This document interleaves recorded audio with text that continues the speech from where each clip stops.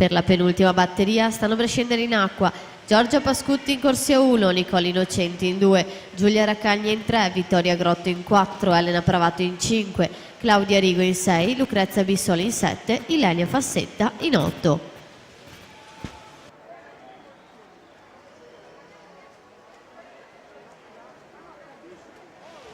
Attenzione, Giorgia Gosetto del Rarinantes Venezia può ritirare il proprio tesserino alla postazione microfonica.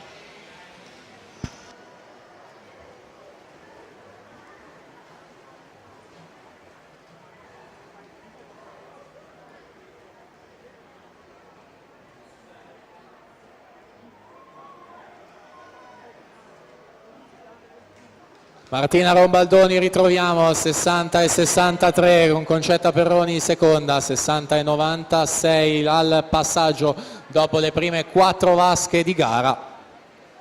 Atlete che nella loro carriera hanno vinto medaglie in campo giovanile, sia la Rombaldoni che la Perroni, quando l'atleta targata